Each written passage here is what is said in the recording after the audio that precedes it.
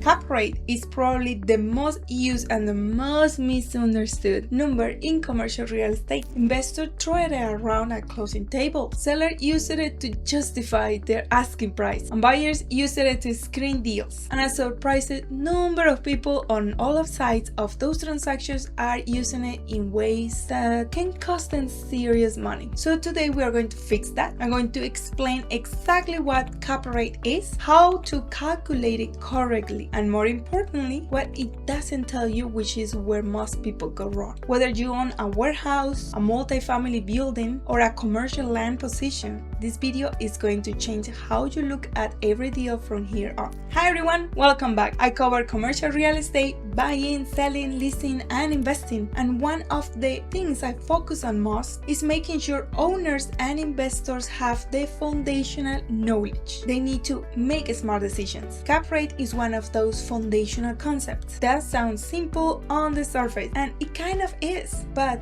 the way it gets misapplied in the real world causes real problems. Buyers overpay for properties because they misread the cap rate. Sellers leave money on the table because, well, they didn't understand. They didn't understand what was driving their number. And investors pass on great deals because they were applying the wrong cap rate benchmark for the wrong asset type. Today we are going to cover what cap rate actually is and the correct formula, a real world example so the math makes sense, the three most common mistakes people make with cap rates, how cap rates differs across property types, warehouse, multifamily, and land, what cap rates tell you and what it does not. So we got 5 things. Let's go. Cap rate, short for capitalization rate, is a way to measure the return on a commercial real estate investment based on the income it produces. The formula is very simple. So cap rate equals net operating income divided by the property value.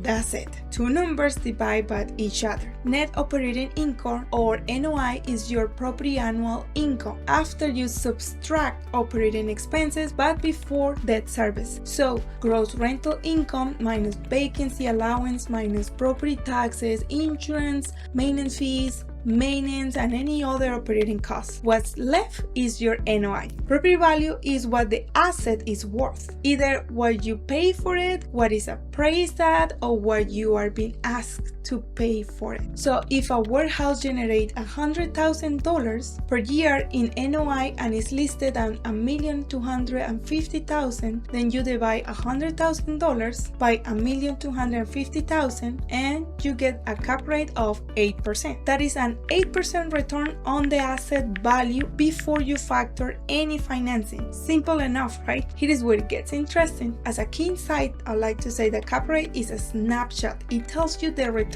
at a specific moment in time. It says nothing about the future. Okay, so now that you know the formula, let's talk about how people misuse it, because this is where money gets lost. Mistake number 1, using Pro Forma NOI instead of actual NOI. And this is a big one. When sellers present a cap rate to you, they are almost always showing you a pro forma, which means projected or potential income, not what the property is actually earning today. The difference can be enormous. A building with a 30% vacancy rate and below market leases might be advertised as 7% cap rate based on what it could earn if it were full leased at market rents. But based on what is actually earning today, the number might be 4%. So always ask if the cap rate is based on actual in-place income or on pro forma projections. If it is pro forma, you are buying a business plan, not a stabilized asset. That is a different kind of risk, and it needs to be priced differently.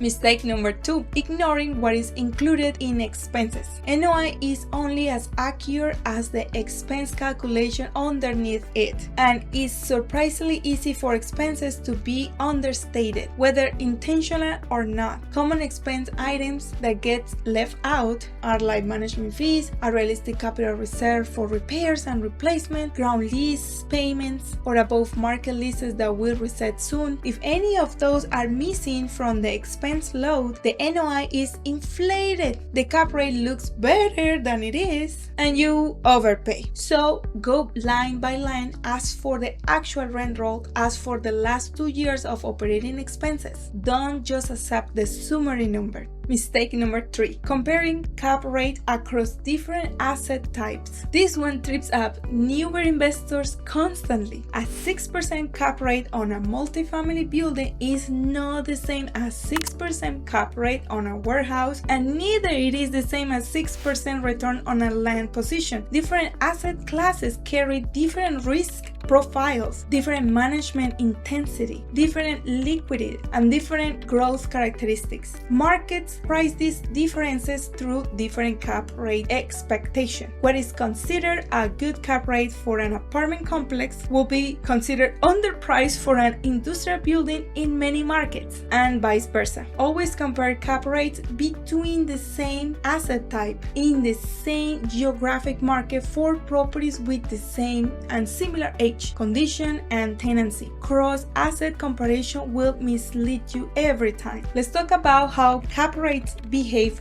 differently depending on what you own. Let's start with warehouses and industrial. So industrial properties are valued heavily on the quality and length of their leases. A single tenant warehouse with a long-term lease to a credit-worthy company trades at a lower cap rate, meaning higher price because investors see it as a stable bond-like income. A multi-tenant flex industrial building with short leases carries more risk and therefore trades at a higher cap rate. Functionality matters as well. Clear heights, dock doors, power capacity, and location all influence what buyers will pay and what cap rate they will accept.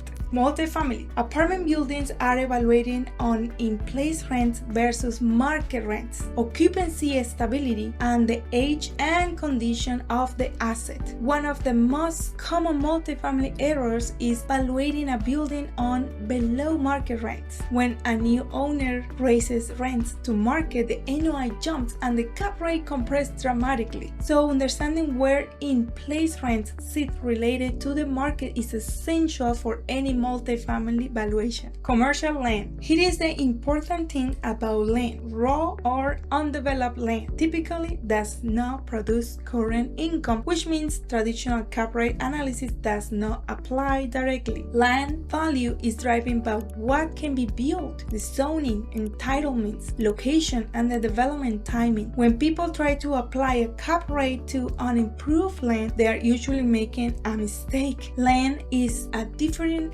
analytical framework. Return on cost and residual land value calculation are more appropriate tools. Cap rate is a useful tool, but it is a snapshot of the moment in time. It is what it tells you and what it cannot tell you. So let's start with what cap rate does tell you. The current yield on an asset based on today's income. How this property is priced related to similar properties in the same market. A starting point for comparison investment options between the same asset class. Now let's see what cap rate does not tell you. Whether rents will grow, stay flat, or decline. What happens to value when interest rates change. The quality or creditworthiness of the tenant. How much deferred maintenance is hiding in the building. Whether the lease has favorable or unfavorable terms for the landlord. What the exit cap rate will be when we'll eventually sell. The last point, the exit cap rate is one of the most overlooked elements in investment analysis. You might buy it at 7% cap rate today, but if the market has shifted when you sell 5 or 10 years from now and buyers expect at 8% cap rate, the value of your asset will be lower even if your NOI has grown. Cap rate expansion on exit is a real risk that doesn't show up in the entry cap rate at all. So investors who make consistently good decisions use cap rate as a starting point, a filter, and then go much deeper. They look at lease terms, tenant quality, market rent trajectory, physical condition, financing structure, and exit assumptions. Cap rate tells you where to start looking. It does not tell you whether to buy. Let me give you some concrete takeaways based on where you are right right now. If you own a warehouse or industrial building, understand your own cap rate and understand it based on actual in-place income. Know your NOI cold. If you are thinking about selling, be prepared for buyers to haircut any pro forma assumptions. The strongest position you can be is in a building when you have all the documents, stable income, and long leases. That's what compresses your cap rate and drive your value up. If you are a multifamily owner or buyer, always compare your in-place rent to market rent. The gap between the two is where value creation lives, but it also where risk lives. If you are buying a building, banking or rent increases to make the deal work, you need to underwrite conservatively and understand how long it will take realistically to get there. If you're looking at commercial land, stop trying to apply a cap rate to land that does not produce income yet. Focus instead on the development economics. What can be built? What will cost to build it, and what the complete building will be worth. Work backwards from exit value to understand what you can afford to pay for the land today. And regardless of what you own, when someone presents you with a cap rate, whether you are buying, selling, or refinancing, ask these two questions. First, is this based on an actual income or performance? And second, are all operating expenses fully loaded? Those two questions will protect you from the most common and costly cap rate mistakes in commercial real estate. If this information was useful, and if you want to keep building your commercial real estate knowledge with content that is actually practical, go ahead and subscribe to the channel. This is exactly the kind of foundational education I put out regularly, alongside market updates, deal breakdowns, and owner strategy content. And if you have a specific question, and if you want to talk through whether it is buying, selling, leasing, or just trying to understand what your property is worth, my team and I are here to help. Our contact information is on the screen right now and in the description below. Reach out anytime. Thanks for watching. I'll see you in the next one. Bye bye.